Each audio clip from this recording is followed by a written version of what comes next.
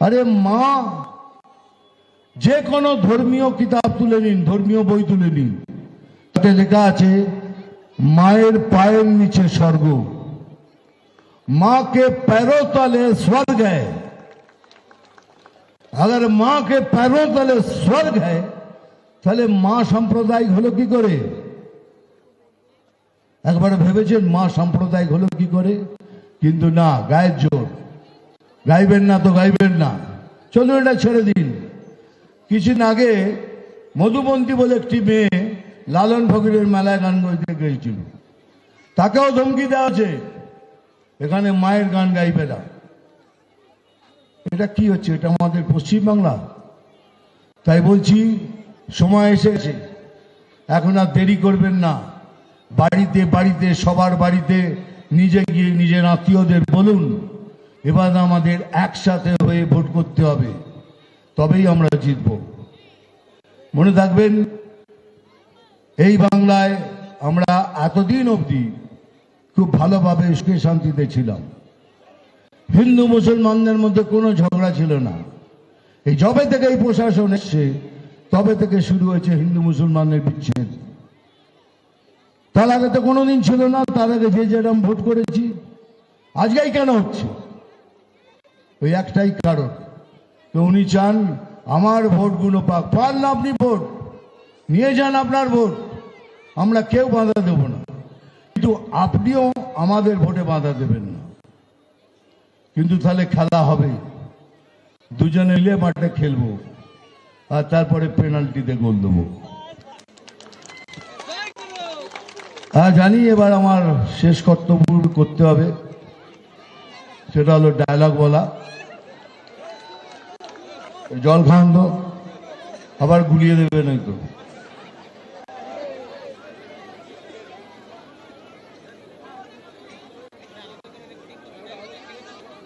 আর dialogue তো বলবো, কিন্তু ওইভাবে তো ডায়লগ বলা যায় না এখন।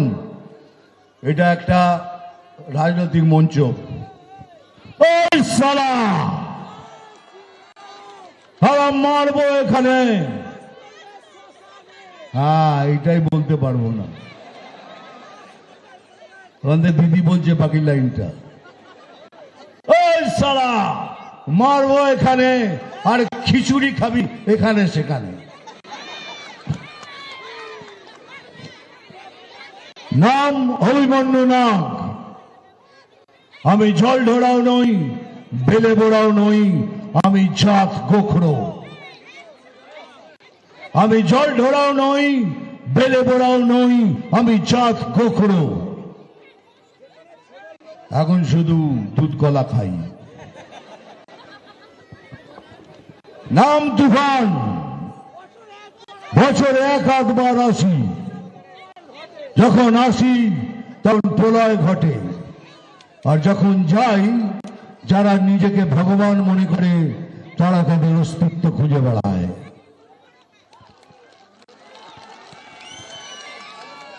ভালো থাকবেন। জয় হিন্দ, বন্দে মাতরম।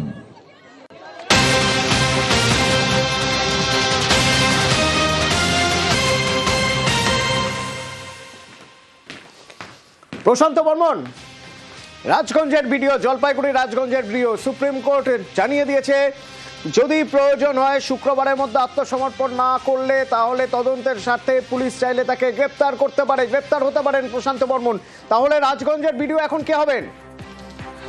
রাজগঞ্জের ভিডিওকে সরিয়ে দেওয়া হলো, তার জায়গায় নতুন ভিডিও কে?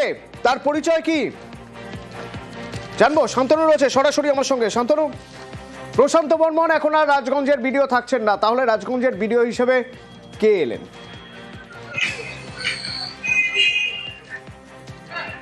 দেখো, সরকারিভাবে যে নির্দেশিকা এসে পৌঁছেছে, রাজগঞ্জ ভিডিওর দায়িত্ব থেকে কিন্তু কার্যত সরিয়ে দেওয়া হয়েছে প্রশান্ত বর্মনকে, এবং তার জায়গায় দায়িত্ব দেওয়া হয়েছে জয়েন্ট ভিডিও হিসেবে যিনি দায়িত্ব সামলে যাচ্ছেন গত 1 বছরের বেশি সময় ধরে, সেই সৌরভ কান্তি মণ্ডলকেই রাজগঞ্জ ব্লকের ভিডিও করা হয়েছে।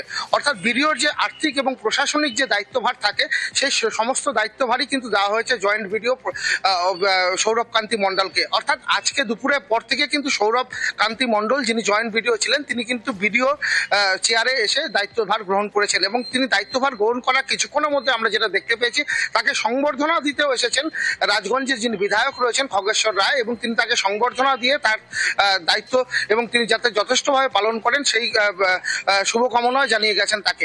আমরা দেখছিলাম যে দীর্ঘ সময় ধরেই কিন্তু জয়েন্ট ভিডিও কার্যত ভিডিওর যে অবর্তমানে অনেক দায়িত্বই পালন করে গেছেন, কারণ দীর্ঘ অক্টোবর মাস অর্থাৎ পুজোর ছুটির পর থেকেই কিন্তু ভিডিও প্রশান্ত বর্মনের রাজগঞ্জ অফিসে আসাটা কিন্তু অনিয়মিত হয়েছিল। নভেম্বর মাসে যখন স্বর্ণ ব্যবসায়ী খুন এবং অপহরণের অভিযোগ তার বিরুদ্ধে সামনে এলো, তারপর থেকে আমরা লক্ষ্য করেছি যে তার অফিসে আসা যাওয়া আরো কমে গেছে এবং ডিসেম্বর মাসের 22 তারিখে যখন আদালত অর্থাৎ হাইকোর্ট থেকে তার জামিন নামঞ্জুর করে তাকে হাজিরা দেওয়ার নির্দেশ অর্থাৎ তাকে আদালতে আত্মসমর্পণের নির্দেশ জারি হলো, তারপর থেকে অর্থাৎ 22শে ডিসেম্বরের পর থেকে তিনি আজ পর্যন্ত কিন্তু অর্থাৎ গতকাল পর্যন্ত রাজগঞ্জ ভিডিও অফিসে পা দেননি। অর্থাৎ তার অবর্তমানে এই দায়িত্ব সামলে যাচ্ছিলেন কিন্তু সৌরভ কান্তি মণ্ডল, যিনি জয়েন্ট ভিডিও পদে গতকাল পর্যন্ত দায়িত্বে সামলেছিলেন। কিন্তু গতকাল সুপ্রিম কোর্ট যখন নির্দেশ দিলেন, সেই নির্দেশের পর কিন্তু প্রশাসনিক স্তরেও কিন্তু আলাপ আলোচনা শুরু হয়েছিল।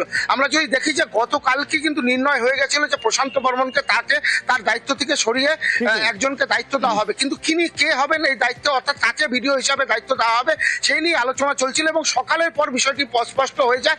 দুপুরের মধ্যে জয়েন্ট ভিডিওকে ভিডিওর দায়িত্ব দেওয়া হয়, আর্থিক এবং প্রশাসনিক সর্বোচ্চ সমস্ত দায়িত্বই কিন্তু জয়েন্ট ভিডিওকে দেওয়া হয়। অর্থাৎ আজকে বিকেলের পর থেকে কিন্তু অর্থাৎ দুপুরের পর থেকে কিন্তু জয়েন্ট ভিডিওর দায়িত্ব সামনে নিয়েছেন, অর্থাৎ ভিডিওর দায়িত্ব অর্থাৎ ভিডিও চেয়ারে বসে পড়েছেন জয়েন্ট ভিডিও সৌরভ কান্তি মণ্ডল। রাজগঞ্জের ভিডিও আর রাজগঞ্জের যিনি ভিডিও ছিলেন প্রশান্ত বর্মন, তাকে তো আত্মসমর্পণ করতেই হবে। সুপ্রিম কোর্টের নির্দেশ, বারবার চেষ্টা করেও নিজেকে বাঁচাতে পারেননি খুনে অভিযুক্ত প্রশান্ত বর্মন।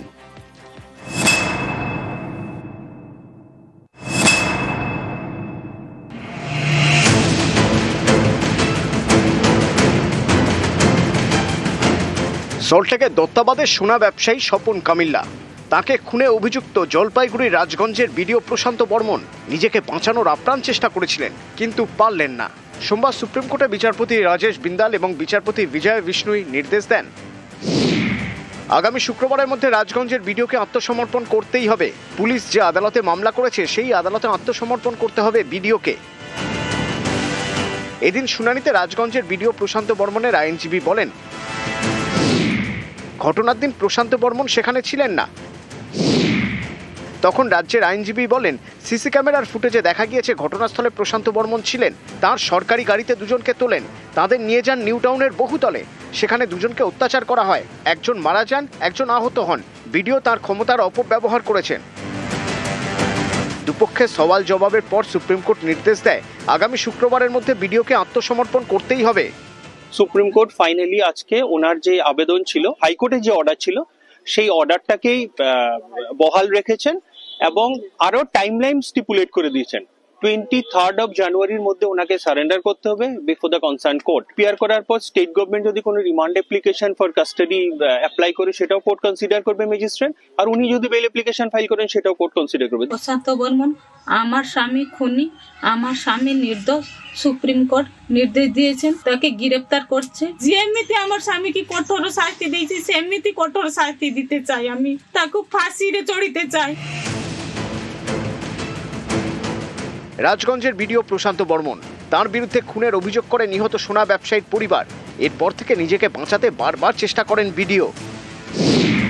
প্রথমে নিম্ন আদালতের দ্বারস্থ হন, সেখানে তার আগাম জামিন মঞ্জুর করেন বিচারক। একে চ্যালেঞ্জ করে কলকাতা হাইকোর্টের দ্বারস্থ হয় বিধাননগর পুলিশ, সেখানে প্রশান্ত বর্মনের আগাম জামিন খারিজ করে দেয় আদালত। 72 ঘন্টার মধ্যে আত্মসমর্পণের নির্দেশ দেয়। হাইকোর্টের রায় চ্যালেঞ্জ করে সুপ্রিম কোর্টের দ্বারস্থ হন ভিডিও প্রশান্ত বর্মন, কিন্তু নিজেকে বাঁচাতে পারলেন না। শীর্ষ আদালতের নির্দেশ, আগামী শুক্রবারের মধ্যে রাজগঞ্জের ভিডিওকে আত্মসমর্পণ করতেই হবে। নিউজ 18 বাংলা। প্রশান্ত বর্মন বাউন্সার নিয়ে ঘুরতেন, তার বিরুদ্ধে অভিযোগ ছিল সোনা ব্যবসায়ী স্বপন কামিল্লাকে খুনের। পিটিয়ে মেরে খুন করে দেহ লোপাটের চেষ্টা করেছিলেন অভিযোগ তার বিরুদ্ধে। যখন তিনি আগাম জামিনের আবেদন করেন, জামিন মঞ্জুর হয়ে গিয়েছিল লোয়ার কোর্টে। এজলাসে দেখা গিয়েছিল স্বপন কামিল্লার স্ত্রী কান্নায় ভেঙে পড়েছেন। বিচারের কি হবে? বিচার তো হবে।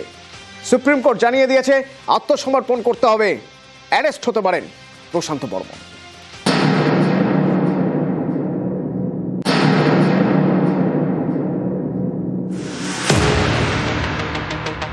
প্রশান্ত বর্মন, জলপাইগুড়ির রাজগঞ্জের ভিডিও, সল্টলেকের দত্তাবাদের সোনা ব্যবসায়ী খুনে অভিযুক্ত।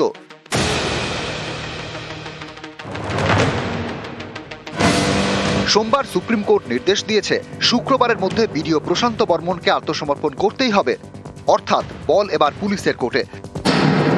বিধাননগর পুলিশ রাজগঞ্জের ভিডিওকে গ্রেপ্তারের সুযোগ পেয়ে গেল। শুক্রবারের মধ্যে ভিডিও আত্মসমর্পণ না করলেই গ্রেপ্তার করতে পারবে পুলিশ। আদালতে আবেদন জানাতে হবে, তা মঞ্জুর হলেই গ্রেপ্তার করা যাবে। কোর্ট মনে করলে গ্রেপ্তারের নির্দেশ দিতে পারে। হাইকোর্টের মতো সুপ্রিম কোর্টও ভিডিওকে আত্মসমর্পণের নির্দেশ দিয়েছে, তাই গ্রেপ্তার করার নির্দেশ দেওয়ার সম্ভাবনা বেশি বলে বিশেষজ্ঞরা মনে করছেন। গত 30শে অক্টোবর নিউটাউনে যাত্রাগাছি থেকে সোনা ব্যবসায়ী স্বপন কামিল্লার দেহ উদ্ধার হয়। জলপাইগুড়ি রাজগঞ্জের ভিডিওর বিরুদ্ধে খুনের অভিযোগ দায়ের করে নিহতের পরিবার। নিজেকে বাঁচাতে বারবার চেষ্টা করেন ভিডিও। নিম্ন আদালত, হাইকোর্ট, সুপ্রিম কোর্ট কিছুই বাদ যায়নি। আগেই প্রশান্ত বর্মনের আগাম জামিন খারিজ করে দেয় কলকাতা হাইকোর্ট। আত্মসমর্পণ করতে বলে 72 ঘন্টা সময় বেঁধে দেয়। সেই রায় চ্যালেঞ্জ করে সুপ্রিম কোর্টের দ্বারস্থ হন রাজগঞ্জের ভিডিও। এরই মধ্যে ভিডিওর আত্মসমর্পণের মেয়াদ শেষ হয়। তার বিরুদ্ধে গ্রেপ্তারি পরোয়ানা জারি করে বিধাননগর পুলিশ। এরই মাঝে সুপ্রিম কোর্ট ভিডিওকে নির্দেশ দিল শুক্রবারের মধ্যে আত্মসমর্পণের। তা না করলেই পুলিশের সামনে সুযোগ তাকে গ্রেপ্তার করার।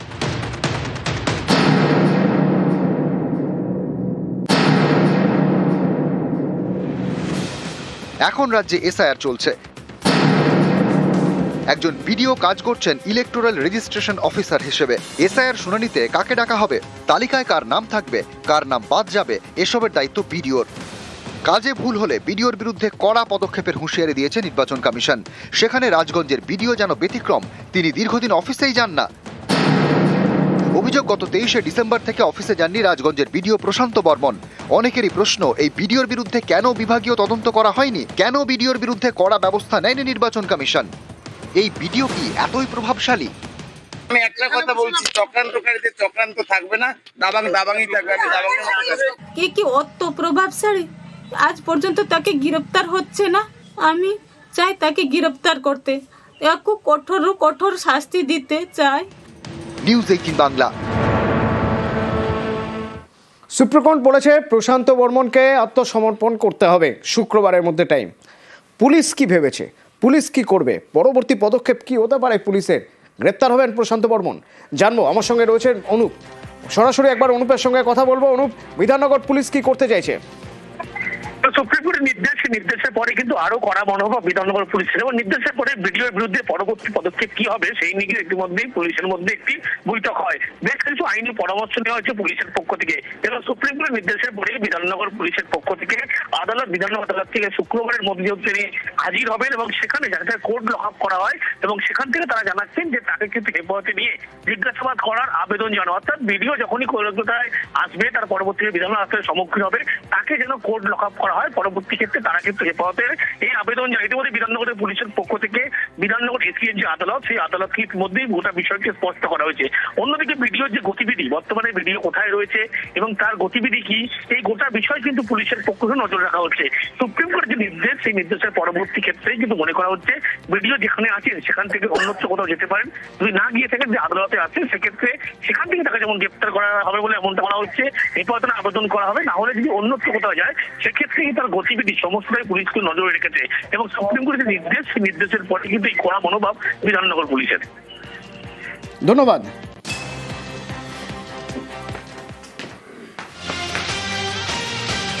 সিঙ্গুর রাজ্য রাজনীতির এক অত্যন্ত গুরুত্বপূর্ণ জায়গা। সেই সিঙ্গুরে ভোটের হাওয়া গরম। সিঙ্গুরে যাচ্ছেন মমতা বন্দ্যোপাধ্যায়। কবে যাবেন, কি কর্মসূচি, জানবো। সোমরাজ হচ্ছে আমার সঙ্গে ফোনে। সোমরাজ, দেখো, আগামী 28 জানুয়ারি মুখ্যমন্ত্রী মমতা বন্দ্যোপাধ্যায় সিঙ্গুর যাচ্ছেন। মূলত সিঙ্গুরে প্রশাসনিক সভা এবং রাজনৈতিক সভা দুটি করতে পারেন বলেই এখনো পর্যন্ত প্রশাসনিক সূত্রে জানা যাচ্ছে। মুখ্যমন্ত্রী মমতা বন্দ্যোপাধ্যায় এবারের যে সিঙ্গুর সফর, সেটা মূলত তুমি দেখেছো যে মুখ্যমন্ত্রী মমতা বন্দ্যোপাধ্যায় ইতিমধ্যেই ঘোষণা করেছিলেন বাংলার বাড়ির দ্বিতীয় পর্যায়ে 16 লক্ষ উপভোক্তাকে টাকা দেওয়া হবে। প্রথম কিস্তির যে 60,000 টাকা এটা সব ঠিকঠাক থাকলে সিঙ্গুরের মঞ্চ থেকেই মুখ্যমন্ত্রী মমতা বন্দ্যোপাধ্যায় তুলে দিতে পারেন বলেই এখনো পর্যন্ত সূত্র মারফত জানা যাচ্ছে। পাশাপাশি সম্প্রতি প্রধানমন্ত্রী নরেন্দ্র মোদী এসে সিঙ্গুরে সভা করে গেছেন, তার পাল্টা হিসেবে মমতা বন্দ্যোপাধ্যায় সিঙ্গুর থেকে রাজনৈতিক সভাও করবেন। অর্থাৎ একদিকে যেমন সিঙ্গুর থেকে মুখ্যমন্ত্রী মমতা বন্দ্যোপাধ্যায় বাংলার বাড়ির দ্বিতীয় পর্যায়ে 16 লক্ষ উপভোক্তাকে প্রথম কিস্তির 60,000 টাকা তুলে দিতে পারেন এই সিঙ্গুরের মঞ্চ থেকে, প্রশাসনিক সভা থেকে। অন্যদিকে প্রধানমন্ত্রী নরেন্দ্র মোদীর পাল্টা সভা হিসেবে রাজনৈতিক সভা মমতা বন্দ্যোপাধ্যায় করতে পারেন। ইতিমধ্যেই পুলিশের তরফে সিঙ্গুরে সভা করার যাবতীয় প্রস্তুতি দেওয়ার নির্দেশ দেওয়া হয়েছে।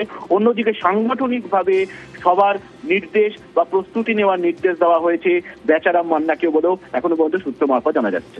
ধন্যবাদ।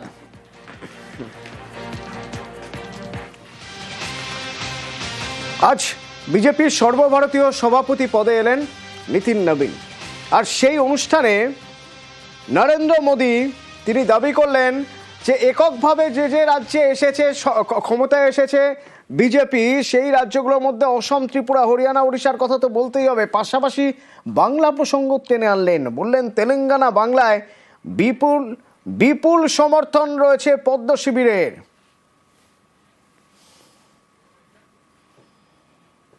बीते 11 वर्षों में बीजेपी ने हरियाणा, असम, त्रिपुरा और ओडिशा में पहली बार अपने सामर्थ्य से सरकार बनाई। पश्चिम बंगाल और तेलंगाना में भाजपा जनता की एक बड़ी आवाज बनकर उभरी है। गुजरात हो, मध्य प्रदेश हो, महाराष्ट्र हो, बिहार हो, इन सभी राज्यों में कई कार्यकाल के बावजूद बीजेपी पहले से भी बड़े जनादेश के साथ सरकार में लौटी है। बीते 1.5-2 वर्षों में तो भाजपा पर जनता का भरोसा और मजबूत हुआ है।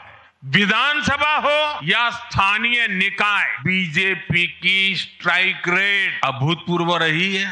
साथियों, आज भाजपा सिर्फ संसद और विधानसभा की नहीं बल्कि नगर पालिकाओं और नगर निगमों में भी पहली पसंद है। मुझे पूरा विश्वास है कि आने वाले विधानसभा चुनावों में भी लोग केरला में बीजेपी को अवसर जरूर देंगे। 45 বছর বয়স নীতিন নবীন বিজেপির সর্বভারতীয় সভাপতি পদে আজ শপথ নিলেন, আর নরেন্দ্র মোদী বললেন নীতিন নবীন এবার তাঁর বস। भारतीय जनता पार्टी जिंदाबाद। धन्यवाद आदरणीय नितिन नवीन जी, आपके प्रेरणादायी शब्दों से अगले कुछ महीने में तमिलनाडु, असम, बंगाल, केरल और पुडुचेरी में चुनाव होने जा रहा है और वहां की डेमोक्रेसी की पूरी चर्चा हो रही है। किस प्रकार से बदले हुए डेमोग्राफी में वहां चीजें बदल रही हैं। हम पूरी तरह से आश्वस्त हैं कि भाजपा का कार्यकर्ता अपने संघर्ष और परिश्रम के बल पर इन 5 राज्यों में सशक्त भाजपा का नेतृत्व प्रदान करने जाएगा। और हम हमेशा विश्वास करते हैं कि हमें अपनी आस्थाओं के केंद्र के लिए और सनातन परंपराओं को केंद्र को बचाने की लड़ाई अगर लड़नी है तो निश्चित रूप से अपने देश को सुरक्षित रखने की लड़ाई लड़नी है तो इन 5 राज्यों में हमें एक मजबूत ताकत बन के आना है।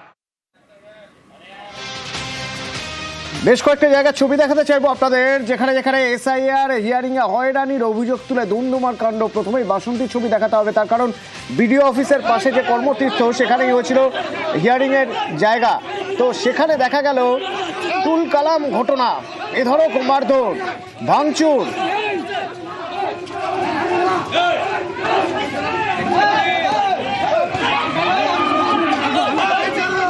অনুপ রয়েছে আমার সঙ্গে। অনুপ, আমরা দেখছি যে হয়রানির অভিযোগ তুলে রীতিমতো মারধর হচ্ছে, ওখানে ভাঙচুর চলছে।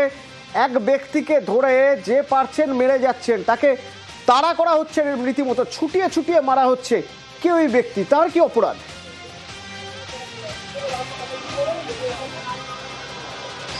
দেখো, যেটা হচ্ছে স্থানীয় মানুষজন বা হেয়ারিং এ আসা যেসব মানুষজন তারা দাবি করছে যে দীর্ঘক্ষণ কিন্তু তারা অপেক্ষা করছিল যে হেয়ারিং এ যাদের ডাক পড়েছে তারা এসেছিল এবং সেখানে যখন দীর্ঘক্ষণ হয়রানি হওয়ার পরে এবং যে হিয়ারিং এর হচ্ছে ডকুমেন্ট জমা দেওয়া হচ্ছিল সেখানে কিন্তু তাদের কোনো রিসিভ কপি দেওয়া হচ্ছিল না। এই নিয়ে তারা কিন্তু একটা ক্ষোভ দেখানোর পরে ক্ষোভটা এতটাই উত্তেজিত হয়ে পড়ে তারা কিন্তু সেই বিডিও অফিসের পাশে যে কর্মক্ষেত্র সেখানে কিন্তু প্রবেশ করে সেখানে থাকা চেয়ার টেবিলগুলো ভাঙচুর করা হয় এবং টেবিলের উপরে যেসব হিয়ারিং এর কাগজপত্রগুলো ছিল এবং যেসব মানুষজন তাদের ডকুমেন্টস জমা দিয়েছিল সেগুলো কিন্তু ছড়িয়ে ছিটিয়ে ফেলে দেওয়া হয়। তবে এই ঘটনায় কিন্তু যথেষ্ট এই এলাকায় চাঞ্চল্য ছড়িয়ে পড়ে এবং যাকে ধরে মারা হচ্ছে তিনি কে? কারণ যে ভাবে দেখো যিনি হচ্ছে যাকে ধরে মারধর করা হয়েছে তিনি কিন্তু হিয়ারিং এ এসেছিলেন বলে কিন্তু হচ্ছে জানা যায়। তারপরে কিন্তু তিনি এই যে যখন গন্ডগোল মারামারি মারধর শুরু হয় তখন কিন্তু যে তৃণমূলের হচ্ছে পঞ্চায়েত সমিতির সহকারী সভাপতি সেই মারধর ঠেকাতে যান এবং সেখান থেকে লোকজনকে সরাতে যান এবং এই ঘটনায় কিন্তু মারামারির অভিযোগ হয় এবং অভিযোগ করা হচ্ছে যে তাকে মারধর করা হয়েছে। এই ঘটনায় কিন্তু দুজন আহত হয়েছে, তারা কিন্তু স্থানীয় এক বেসরকারি নার্সিংহোমে ভর্তি রয়েছে, অন্যজন কিন্তু ক্যানিং থানায় কিন্তু ক্যানিং হাসপাতালে তারা হচ্ছে চিকিৎসা করান এবং সেখানে ভর্তি রয়েছে। এই ঘটনায় কিন্তু বাসন্তী থানার বিশাল পুলিশ বাহিনী ঘটনাস্থলে যায় এবং তাদেরকে বোঝানো হয়। তবে বাসন্তী পঞ্চায়েত সমিতির পূর্তের কর্মাধ্যক্ষ রাজা গাজী তিনি মাইক হাতে করে মানুষকে শান্ত হওয়ার চেষ্টা করেন এবং তিনি কিন্তু এই যে দীর্ঘক্ষণ হচ্ছে হিয়ারিং বন্ধ থাকায় তিনি আবার নতুন করে মাইকিং করে লোকজনকে লাইন দিয়ে দাঁড় করিয়ে আবার নতুনভাবে হিয়ারিং শুরু হয় এবং মানুষজন অবশেষে হিয়ারিং করেই তারা বাড়ি ফেরেন। ধন্যবাদ। সামনে যাচ্ছে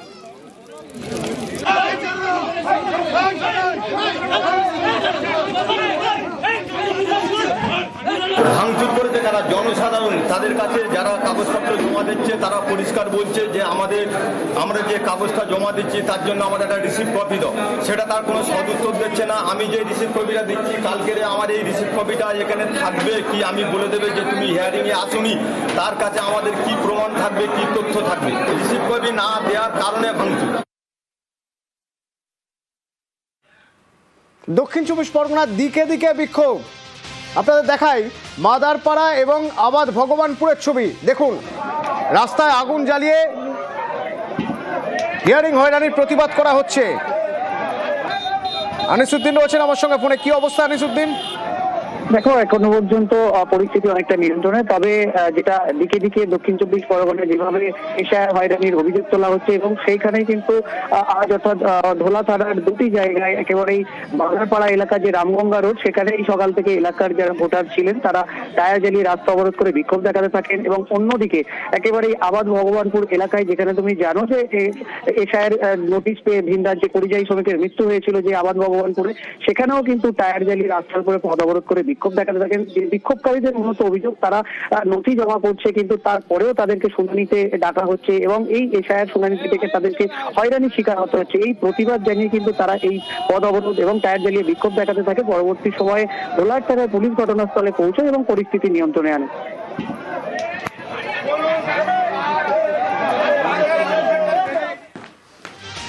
দুই যুবককে খুনের প্রতিবাদে অগ্নিগর্ভ অসমের ছবি একবার আপনাদের দেখাতে চাইবো। দেখুন কি অবস্থা। জাতীয় সড়কে আগুন ধরিয়ে দেওয়া হয়েছে। কোকরাঝাড়ের ঘটনা, অবরোধ, তুলকালাম, ইন্টারনেট বন্ধ করে দেওয়া হয়েছে বেশ কিছু জায়গায়। পরিস্থিতি সামলাতে পুলিশ দোকান, বাইক, গাড়িতে ভাঙচুর, কমান্ডো ফোর্সের অস্থায়ী ক্যাম্পে আগুন। এই পরিস্থিতি হলো কেন? নিলয় রয়েছে আমার সঙ্গে ফোনে, বলতে পারবে নিলয়? যা বললে তুমি, এই মুহূর্তে কোকরাঝাড়ের পার্শ্ববর্তী চিরাং জেলাতে দুই জেলাতেই মোবাইল ইন্টারনেট কর্তন করে দেওয়া হয়েছে। অতিরিক্ত সুরক্ষা বাহিনী মোতায়েন করা হয়েছে, র্যাব মোতায়েন করা হয়েছে, আইজি আর ডিআইজি সেখানে রয়েছে, পুরো ব্যবস্থা নিরীক্ষণ করছেন। দাভোসে এই মুহূর্তে মুখ্যমন্ত্রী। এরকম পরিস্থিতি হলো কিভাবে? এতটা ঘটনা ছড়ালো কিভাবে?